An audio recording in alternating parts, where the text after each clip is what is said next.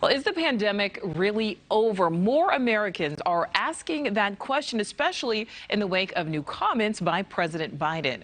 NewsNation correspondent Evan Lambert is live at the White House. And Evan, this is getting a lot of attention today, including from Dr. Anthony Fauci.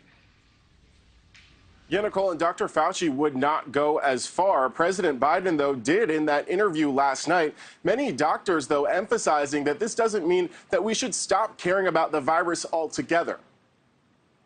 In an interview Sunday on 60 Minutes, President Biden declared the pandemic over. The pandemic is over. We still have a problem with COVID. We're still doing a lot of work on it.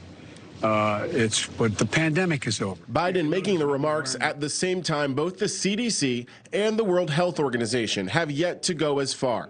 On its website, the CDC still refers to the COVID-19 outbreak as a pandemic, and although the WHO's Director General revealed global COVID deaths are the lowest they've been since March 2020, he said the end of COVID's pandemic phase is in sight. According to the recent CDC data, COVID deaths in the U.S. are down 75%, and cases are down 90% since the record high Omicron wave in January. Meanwhile, Biden's messaging appears out of step with the White House's $22 billion emergency request to Congress to deal with COVID-19. Most of it earmarked for research and planning for a possible fall surge, next-generation vaccines and treatments, and for helping other countries with their COVID-19 response. We are much better off now for a number of reasons that you mentioned.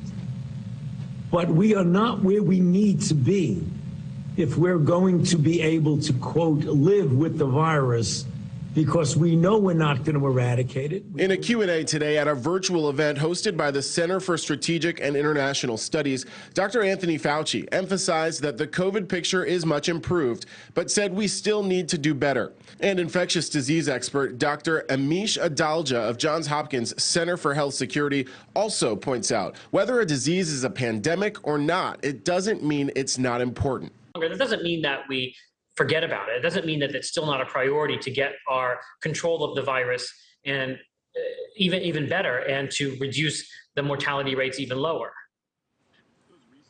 And according to the CDC, their latest data, there are still more than 400 Americans each day on average that are dying from this virus. We asked the White House if they stand by the president's comments on the pandemic. They did not respond to us today. Nichole?